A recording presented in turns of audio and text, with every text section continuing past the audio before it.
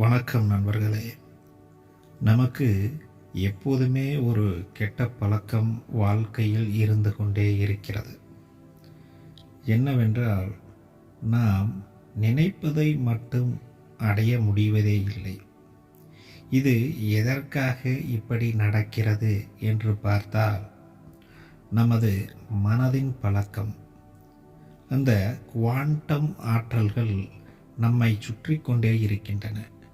அதாவது, இந்த பிரபஞ்சம் நமக்கு தர வேண்டியவற்றை தந்தே ஆக வேண்டும் என்பது நியதி. ஆனால் நமது மனதின் குழப்பத்தால் அவற்றை அடைய முடிவதே இல்லை. இதற்கு காரணம் மிக மிக தெளிவாகத்தான் இன்று பார்க்க போகிறோம். இந்த காரணத்தை தெரிந்து கொண்டால்தான் நமக்கு அடுத்த அடியை எடுத்து வைக்க முடியும். ஒரு உதாரணமாக, நீங்கள் ஒரு தொழிலை செய்யலாம் என்று நினைக்கிறீர்கள். ஆனால் அந்த தொழிலை செய்ய ஆரம்பம் செய்யும்போது நீங்கள் அதை சரியாக செய்ய முடிவதில்லை. இதற்கு காரணம் என்ன என்று நீங்கள் எப்போதாவது யோசித்து பார்த்திருக்கிறீர்களா? அப்படியானால் இப்போது நீங்கள் யோசித்து பாருங்கள். நீங்கள் நினைக்கும் ஒன்று, அதாவது நீங்கள் முந்தைய வீடியோக்கள் பார்த்திருக்கிறீர்கள். அந்த கற்பனை, அதாவது காட்சிப்படுத்துதல் விஷயத்தை நாம் அதை பற்றி பேசியிருக்கிறோம். அந்த காட்சிப்படுத்துதலை நாம் சரியாக செய்கிறோமா என்று ஒரு முறை சோதனை செய்து பாருங்கள். இது நிச்சயமாக இந்த இடத்தில் நாம் தவறு செய்கிறோம் என்பதை நீங்கள் உணர முடியும். ஏனென்றால், நீங்கள் அமைதியாக அமருகிறீர்கள். சரியாக ஒரு 20 நிமிடம், அரை மணி நேரம், 1 மணி நேரம் என்று நீங்கள் நேரத்தை அதிகப்படுத்தலாம். ஆனால் நீங்கள் காட்சிப்படுத்துதலை சரியாக செய்ய முடிகிறதா? இந்த இடத்தில் மிகப்பெரிய தவறு செய்கிறார்கள். நமது மனம் எதை பழகி கொண்டிருக்கிறது? நமது மனம் நமக்கு வேலை சொல்லி பழகிவிட்டது. அதாவது, நாம் மனதிற்கு அடிமையாகி மனம் ஒரு எண்ணத்தை கொடுத்து அந்த எண்ணத்திற்கு நாம் பதிலளித்து கொண்டே இருக்கிறோம். அது அப்படி, இது அப்படி என்று நம்மை எண்ணங்களோடு ஓட வைக்கிறது. இப்போது சற்று ஒரு சிறு மாற்றத்தை செய்ய போகிறோம். என்னவென்றால், எண்ணங்களை விட்டுவிட்டு நாம் நமது மூச்சுக்காற்றையும் உடல் உணர்ச்சிகளையும் கவனிக்க ஆரம்பிக்கிறோம். அதாவது, நீங்கள் பிரபஞ்சத்தில் இருக்கும் ஆற்றல்களாக இருந்தாலும் சரி, உடலுக்கு உள் இருக்கும் ஆற்றல்களாக இருந்தாலும் சரி, எதுவாண்டுமானாலும் நீங்கள் எடுத்துக்கொள்ளுங்கள், நினைத்து கொள்ளுங்கள். அதில் எந்த தவறும் இல்லை. இரண்டையும் குழப்பக்கூடாது. இரண்டும் ஒன்றுதான். அது அறிவியல், இது நாம் இயற்கை என்று சொல்வோம். இப்போது இந்த கண்காணிப்பு கேமரா மாதிரி நீங்கள் பாதுகாக்க வேண்டும். அப்படி நீங்கள் பார்த்து கொண்டே இருக்கும்போது உங்களால் அந்த எண்ணத்தை மீண்டும் மீண்டும் கொண்டு வருவது மிகவும் கடினமாக இருக்கும். தேவையற்ற எண்ணங்கள் வரும். ஆனால் நமக்கு வேண்டியவற்றை கொண்டு வருவதற்கு இந்த இடத்தில் மிகப்பெரிய சிக்கல் வந்து கொண்டே இருக்கும். மனம் அதை ஏற்க மறுக்கும். அதாவது, இதுவரை அதன் போக்கில் இருந்த மனதை இப்போது நமது போக்கிற்கு மாற்றும்போது மனம் சற்று சலனப்படும். இதைத்தான் இன்று பேச இருக்கிறோம். முழுமையாக தெரிந்து கொள்ளுங்கள். இப்போது இந்த ஆற்றல் மாறுகிறது, நம்மை சுழன்று கொண்டிருக்கிறது. நமக்கு வேண்டியவை கிடைப்பதற்காக நம்மை சுற்றி கொண்டே இருக்கின்றன. ஆனால் நாம் தான் உணர்வதில்லை. இது ஏனென்றால், மனதின் பழக்கத்தால். இந்த மனம் எப்படி நம்மை வேலை வாங்குகிறது என்று பார்க்க வேண்டும்.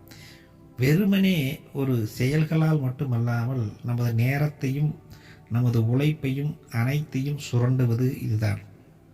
அதாவது, நீங்கள் ஒரு கற்பனை செய்கிறீர்கள். இந்த இடத்தில் நான் இதை செய்கிறேன் என்று விழிப்புணர்வோடு நீங்கள் காட்சிப்படுத்தும் போது அதை சரியான நிலையில் காட்சிப்படுத்துவது இல்லை. இப்போது நீங்கள் அமர்ந்திருக்கிறீர்கள், ஒரு கார் வாங்குகிறீர்கள், அதை நீங்கள் ஓட்டுகிறீர்கள் என்று மனதிற்கு நீங்கள் சொல்கிறீர்கள். ஆனால் அந்த காரை ஓட்டுவது வேறு யாரோ அவாக இருக்கலாம். அதுபோலத்தான் மனம் பழகிக்கொள்ளும். ஏனெனில் மனம் நம்மை அடிமையாக்கி கொண்டிருக்கிறது. ஆனால் நாம் அந்த காரை ஓட்டுவதைப் போல நமக்கு 100க்கு 90% வருவதே இல்லை. இது போல நபர்களுக்கு வருவதே இல்லை. இதுதான் இன்று மிகப்பெரிய சவாலாக இருக்கிறது. இந்த மனம் நமக்கு வேண்டிய எண்ணங்களையும் நமக்கு வேண்டிய செயல்களையும் செய்ய செய்ய பழக்க வேண்டும். நமக்கு செய்வதற்காக நாம் தான் மனதை பழக்க வேண்டும். மனதை அழுக்காக்கியது நாம் தான். ஆகவே இதை சரியாக நாம் தெரிந்து கொண்டால்தான் இந்த நீங்கள் எத்தனை வீடியோக்கள் பார்த்தாலும் சரி, இந்த மனதை இந்த நிலைக்கு கொண்டு வராமல் நாம் எப்படி செம்மையாக்க முடியும்? நன்றாக யோசித்து பாருங்கள். நாம் பணக்காரர்கள் ஆக வேண்டும் என்று நினைக்கிறோம். எண்ணம் வருகிறது. அவையெல்லாம் சரி. ஒரு பணக்காரன் எப்படி இருப்பான் என்று நீங்கள் மற்றொருவரைத்தான் யோசித்து பார்ப்பீர்களே தவிர, நீங்கள் ஒரு பணக்காரர் போல அந்த காட்சிப்படுத்துதலில் 100% தெளிவாக வருகிறதா? அல்லது சற்று குறைவாக கூட எடுத்துக்கொள்ளுங்கள், ஒரு 90% உங்களுக்கு இது போல வருகிறதா என்பதுதான் இங்கு கேள்வி. நீங்கள் காட்சிப்படுத்துங்கள் என்றால் நீங்கள் நன்றாக படுக்கையில் உறங்கும் போது வரும் கனவு அல்ல. நீங்கள் ஒரு தியான நிலை போல அமைதியாக அமரும்போது நீங்கள் விழிப்புணர்வோடு இருக்கிறீர்கள். அந்த விழிப்புணர்வில் நீங்கள், அதாவது இந்த இடத்தில் நான் என்று சொல்லுகிறேன், நான் அமரும்போது நான் பணத்தை அடைவதைப் போலவும் ஒரு பொருளை வாங்குவதைப் போலவும் எனக்கு வர வேண்டும். அதாவது நான் உணர வேண்டும். அந்த உருவம் நானாக இருக்க வேண்டும். இந்த இடத்தில் குழப்பம் வேண்டியது இல்லை, குழம்பிக் கொள்ளவும் வேண்டாம். அதாவது நீங்கள் அமரும்போது உங்களுக்குத்தான் அது தெரிய வேண்டும். நீங்கள் தான் அதை செய்ய வேண்டும். நீங்கள் தான் அந்த கதாபாத்திரத்தின் ஹீரோவாக நீங்கள் தான் இருக்க வேண்டும்.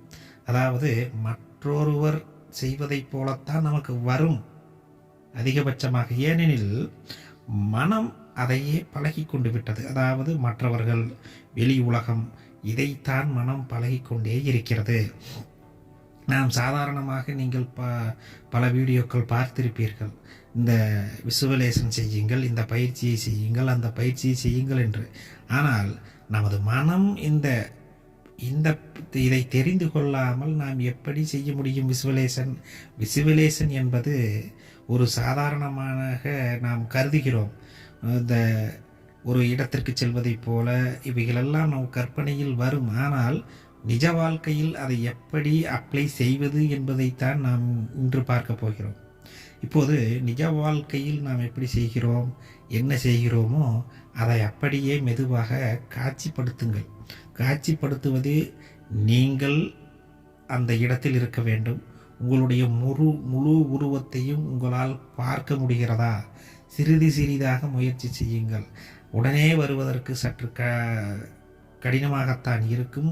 சற்று நேரமும் எடுக்கும். அதிக காலம் கூட எடுக்கலாம். 1 மாதம் 2 மாதங்கள் கூட ஆகலாம். சிலருக்கு 1 வாரத்தில் கூட 100% கைகூடி வந்துவிடும். நீங்கள் குழப்பம் செய்தவே இந்த இடத்தில் குழப்பத்தை உருவாக்கவே கூடாது. கனவு வேறு, காட்சிப்படுத்துதல் வேறு. நீங்கள் காட்சிப்படுத்துதல் என்பது ஒரு மிக தெளிவாக ஒரு செயலை செய்கிறீர்கள் என்றால் அதை நீங்கள் செய்கிறீர்கள். அதுதான் 100% உண்மை. அப்படித்தான் வர வேண்டும். ஆனால் இந்த இடத்தில் தான் நமது மனம் நம்மை குழப்புகிறது. ஆனால் அந்த உருவம் சரியாக நீங்களாக இருக்கிறீர்களா? அந்த இடத்தில் நீங்களாக இல்லாத போது நீங்கள் என்ன செய்ய வேண்டும்? மனதை மீண்டும் சமநிலைப்படுத்தி மெதுவாக அதற்கு பயிற்சி அளிக்க வேண்டும். இந்த இடத்தில் இதைத்தான் தெரிந்து கொள்ள வேண்டும். பயிற்சிக்குத்தான் இங்கே முக்கியத்துவம். காட்சிப்படுத்துதல் தானே, நாம் இதை சாதாரணமாக செய்து விடுவோம் என்று நீங்கள் நினைக்கலாம்.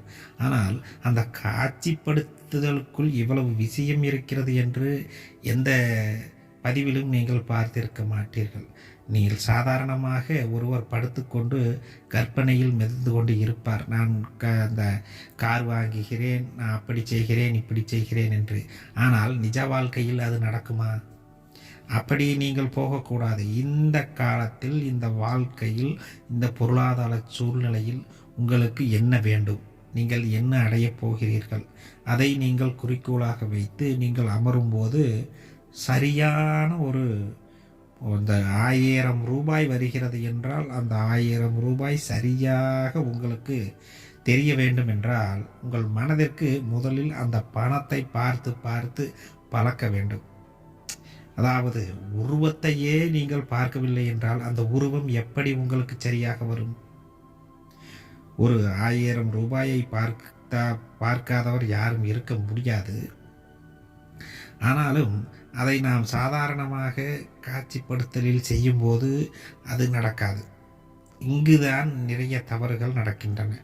அதற்கு நாம் என்ன செய்ய வேண்டும்? மனதிற்கு மீண்டும் மீண்டும் இந்த நம் சாதாரண நிலையில் இருக்கும்போது அதற்கு பார்த்து பார்த்து பழகும்போது மனம் அதை சரியாக ஒரு புகைப்படம் போல எடுத்துக்கொள்ளும். அது இயல்பு, மனதின் இயல்பு. நமக்கு இல்லாதவற்றை எளிதில் கொண்டு வந்து கொடுக்கும். ஆனால் நமக்கு வேண்டியவற்றை மனம் கொண்டு வந்து தருவதற்கு சற்று நேரத்தையும் எடுக்கும். சில நாட்களில், சில மாதங்கள் கூட எடுக்கும். ஏனெனில் நமக்கு மனம் வேலை செய்யாது. அந்த மனதை நாம் அப்படி பழக்க வைத்திருக்கிறோம். அவ்வளவுதான், ஒரு சிறிய விஷயம்தான். இன்று முதல் நீங்கள் செய்ய வேண்டியது, மனதிற்கு நீங்கள் வேலை செய்யக்கூடாது. மனம் உங்களுக்கு வேலை செய்ய வேண்டும் என்பதை நீங்கள் முதலில் தெரிந்து கொள்ளுங்கள். சிறு சிறு சிறு விஷயங்களில் மனதிடம் வேலையை வாங்குங்கள். நீங்கள் ஒரு கேள்வியை கேளுங்கள். உங்களுக்கு உள்ளேயே ஒரு கேள்வியை கேட்கும்போது நீங்கள் குழம்பக்கூடாது. ஒரு கேள்வியை கேட்டுவிட்டு விட்டுவிட வேண்டும். அப்போது மனம் மெதுவாக மெதுவாக அதற்கு சரியான பதிலை கொண்டு வந்து கொடுக்கும். சில நேரங்களில் தவறாக கூட இருக்கலாம், அதில் தவறில்லை. ஆனால் மனம் நமக்கு வேலை செய்கிறதா என்பதை நீங்கள் பரிசோதித்து பார்க்க வேண்டும். இப்படி நாம் சொல்வதை மனம் செய்யும் போதுதான் நீங்கள் சொல்கிறீர்கள். காட்சிப்படுத்தும் போது இந்த உருவம் எனக்கு காரோடு வர வேண்டும் என்று சொல்லும்போது அந்த மனம் சரியாக உங்களுக்கு காட்சிப்படுத்துதலை கொடுக்கும். அப்போது மனமும் அதை பார்க்கும், நீங்களும் அதை பார்ப்பீர்கள். வாழ்க்கையில் நீங்களும் அதை செயல்படுத்த முடியும். இங்குதான் மக்கள் நிறைய தவறு செய்கிறார்கள். காட்சிப்படுத்தி விட்டேன், நான் காரை பார்த்து விட்டேன், ஓட்டி விட்டேன் என்று சாதாரணமாக விட்டு விடுகிறார்கள். அது இந்த பொருளாதார நிலையில் நமக்கு என்ன வேண்டுமோ அதைத்தான் தீர்மானம் செய்ய வேண்டும், அதைத்தான் கற்பனைக்குள் கொண்டு வர வேண்டும். அதாவது மனதை மயக்கும் கற்பனைகளிலிருந்து விடுபட்டு நமக்கு வேண்டியவற்றை நாம் விஸ்வலேஷன் செய்ய வேண்டும். அதாவது அந்த நமக்கு வேண்டியவற்றை காட்சிப்படுத்துதல், சாதாரணமாக காட்சிப்படுத்த வேண்டும். மிகவும் அபூர்வமாக செய்தால் அது ஒரு மனதிற்கு மாயை போன்ற தோன்றி அது நடக்காது என்று மனம் தெரிந்தும் ஒரு கற்பனைகளை உருவாக்கி நமக்குள்ளேயே நம்மை சிதைத்துவிடும். இந்த தவறை செய்து கொண்டே இருக்கிறார்கள். அதாவது ஒரு வேலையை செய்யும்போது அவர் எங்கே இருக்கிறார் என்று அவர்களுக்கே தெரியாது. இந்த காலம் அப்படி இருக்கிறது. இந்த ஒரு பாட்டை கேட்டுவிட்டு நாம் இருக்கும் இடமோ வேறு, ஆனால் நாம் இப்போது அந்த மனத அளவில் இருக்கும் இடமே வேறு எங்கோ நாம் இருப்போம். அப்படித்தான் இந்த மனம் நம்மை பழக்கம் செய்து கொண்டிருக்கிறது. இப்போது நீங்கள் அமர்ந்து இந்த இடத்திற்கு வா என்று சொல்லும்போது மனம் என்ன செய்யும்? மறுக்கும், மீண்டும் மறுக்கும், மீண்டும் அமர்ந்தால் மீண்டும் மறுக்கும். அப்படி செய்யத்தான் உங்களுக்கு மனம் கைக்கு வரும். காட்சிப்படுத்துதலை மட்டும் நீங்கள் சரியாக 100% செய்து பழகிக்கொண்டால் உங்களுக்கு வெற்றி நிச்சயமாக கிடைக்கும். நண்பர்களே, பயிற்சி இதுதான். அமர்கிறீர்கள், காட்சிப்படுத்துகிறீர்கள். ஆரம்பத்தில் மிகவும் குறைவாகத்தான் வரும். இந்த கற்பனைகள் நன்றாக வரும். நீங்கள் படுத்துக்கொண்டு பொழுதுபோக்கிற்காக செய்யும்போது நிறைய எண்ணங்கள் வரும். ஆனால் அந்த விஷயங்களை எல்லாம் வாழ்க்கையில் நாம் அப்ளை செய்ய முடியாது. இதற்கு இன்னொரு பதிவும் செய்ய வேண்டி இருக்கிறது. என்னவென்றால், மனதிலே நாம் வாழ்ந்து கொண்டிருந்தால் வாழ்க்கையில் நாம் வாழ முடியாது என்பதை நாம் அடுத்த வீடியோவில் பார்க்கலாம். இந்த வீடியோவிலை நமக்கு காட்சிப்படுத்துதலை மட்டும்தான் பார்த்திருக்கிறோம். இந்த காட்சிப்படுத்துதல் என்பது சாதாரணமாக நமது வாழ்க்கை, நமது பொருளாதாரம், நமது குடும்பம், நமக்கு தேவையான பொருட்கள் அதை பற்றித்தான் இருக்க வேண்டும். எப்படி இருக்க வேண்டுமோ அது அப்படியே நீங்கள் காட்சிப்படுத்த வேண்டும். இந்த தேவையற்ற, தேவையில்லாத, அபூர்வமான, அதிசயமான ஒரு மாயைக்குள் கொண்டு சென்று மனதை மீண்டும் மீண்டும் நீங்கள் அடைத்தீர்கள் என்றால் உங்களுக்கு மனமும் குழம்பும், நீங்களும் குழப்பமடைவீர்கள். இந்த இடத்தில் தான் சொல்கிறார்கள், அபரிவிதமாக பணம் கொட்டுகிறது என்று நீங்கள் செய்யும்போது அபரிவிதமாக பணம் கொட்டும். கற்பனையில் ஒரு அதிர்ஷ்டமாக இருந்தாலும் கூட அது நடக்கலாம். ஆனால் இந்த நம்மளுடைய வாழ்க்கையில் சாதாரணமாக நீங்கள் எடுத்துக்கொள்ளுங்கள். திடீரென்று 1000 கோடிகள் கொட்டுமா? கொட்டாதல்லவா? அப்படி செய்யக்கூடாது. இந்த வாழ்க்கையில் உங்களுக்கு பொருளாதாரம் தேவைப்படுகிறது, பணம் தேவைப்படுகிறது. ஒரு மாதத்திற்கு நீங்கள் எடுத்துக்கொள்ளுங்கள். இப்பிருக்கும் சூழ்நிலையில் நமக்கு ஒரு மாதத்திற்கு அந்த பணம் கிடைத்தால் போதுமல்லவா? அந்த பணத்தை வைத்து ஒரு தொழில் செய்யலாம், அந்த பணத்தை வைத்து ஒரு முதலீடு செய்யலாம், எப்படி வேண்டுமானாலும் நீங்கள் செய்யலாம். ஆனால் அந்த அதிக பேராசையும் இருக்கக்கூடாது. கற்பனையில் ஒரு தெளிவும் ஒரு தர்மமும் இருக்க வேண்டும். சாதாரண பொருளாதார சார்பும் நமக்கு வேண்டும். இதுதான் நிச்சயமாக நடக்கும். அதாவது சாதாரணமாக நீங்கள் கற்பனை செய்துவிட்டீர்கள் என்றால், இன்று நீங்கள் அமருகிறீர்கள், நாளை உங்களுக்கு என்ன வேண்டும், என்ன செய்ய போகிறீர்கள், எவ்வளவு பணம் வேண்டும், அதை நீங்கள் எங்கிருந்து வரும், அதை எப்படி நீங்கள் அடைவீர்கள், அந்த பணத்தை நீங்கள் எப்படி செலவு செய்வீர்கள். நல்ல முறையில் செலவு செய்வதைப் போல, அதை ஒரு பாதுகாப்பு செய்வதைப் போல, ஒரு தேவையான பொருளை வாங்குவதைப் போல நீங்கள் கற்பனை செய்ய வேண்டும். உழைக்கிறீர்கள், வருமானம் வருகிறது, அதை நான் சரியான முறையில் பாதுகாக்கிறேன், சரியான முறையில் முதலீடு செய்கிறேன் என்று நீங்கள் அதை செய்யும்போது அந்த ஒரு சாதாரண நிலையைத்தான் நீங்கள் இந்த நமது வாழ்க்கை முறையில் நீங்கள் செயல்படுத்தவும் முடியும். நீங்கள் அபரிவிதமாக கொட்டுகிறது என்று எண்ணித்துவிட்டால் எப்போது கொட்டுவது, எப்போது உங்கள் வாழ்க்கையில் இது நீங்கள் செய்ய போகிறீர்கள்? அந்த வாழ்க்கையில் ஒரு தெளிவு வேண்டும். மாயைக்குள் சிக்கக்கூடாது. அபரிவிதமாக நீங்கள் எதை வேண்டுமானாலும் மனதிற்குள் கொண்டு வந்து மனதிலே வாழ்ந்து கொள்ளலாம். வெறுமனே ஒன்றும் இல்லாமல் நீங்கள் அமர்ந்த இடத்திலே, படுத்த இடத்திலே கூட நீங்கள் எப்படி வேண்டுமானாலும் வாழ்ந்து கொள்ளலாம். ஏனெனில் மனதிற்கு அதில் சுதந்திரம் கிடைக்கிறது, இன்பம் கிடைக்கிறது. நான் இப்படிப்பட்டவன் என்று கம்பீரமாக அந்த நேரத்தில் மட்டுமே உங்களால் சொல்ல முடியும். ஆனால் சாதாரண வாழ்க்கையில் நீங்கள் இதை செய்வது கடினம். அப்படி இருந்தால், ஆனால் இப்போது கூறியவற்றை சரியாக பயிற்சி செய்ய வேண்டும். பயிற்சிக்குத்தான் முதன்மை இங்கு நாங்கள் கொடுப்போம். இதுதான் முக்கியம். காட்சிப்படுத்துதலை நீங்கள் சரியாக கொண்டு வாருங்கள். இவைகளெல்லாம் செய்து பாருங்கள். செய்து பார்த்தால்தான் கிடைக்கும். மீண்டும் மீண்டும் ஒருமுறை கூறுகிறேன், அபரிவிதமான, அதிசயமான அந்த தேவையற்றவற்றை கொண்டு வந்து மனதில் மீண்டும் மீண்டும் புகுத்தி உங்களுக்கு நீங்களே தீங்கை இழைத்து கொள்ளாதீர்கள். சாதாரண வாழ்க்கை. நாளை என்ன நடக்கிறது, இந்த மாதத்தில் நமக்கு என்ன வேண்டும், எதை அடையப் போகிறீர்கள், என்ன வாங்கலாம் என்று இருக்கிறீர்கள், உங்கள் இலக்கு என்ன, அதை எப்படி நகர்த்துவது என்பதை கற்பனை செய்தால் அது உங்களுடைய சாதாரண வாழ்க்கைக்கு கை கொடுக்கும். அந்த தேவையற்றவற்றை கொண்டு வந்தால் என்ன நடக்கும்? எதுவும் நடக்காது. அந்த நீங்கள் இலக்கு கற்பனையாகவே இருக்கும். ஒரு மாயைக்குள், ஒரு குகைக்குள் செல்வதைப் போல, எங்கோ செல்வதைப் போல இருக்கும். ஆனால் இது வாழ்க்கையில் நடக்குமா என்பது நீங்கள் ஒரு முறை, ஒரு நிமிடம் யோசித்து மட்டும் பாருங்கள். இங்குதான் நிறைய தவறுகள் செய்து கொண்டிருக்கிறோம். இதை இன்றோடு முடித்துவிட்டு, இந்த பதிவு உங்களுக்கு சற்று புரிந்திருக்கும் என்று நினைக்கிறேன். உங்களுடைய கருத்துக்களை பதிவு செய்யுங்கள். அப்போதுதான் எனக்கு அடுத்த வீடியோவிற்கு மிகவும் உத்வேகமாக இருக்கும்.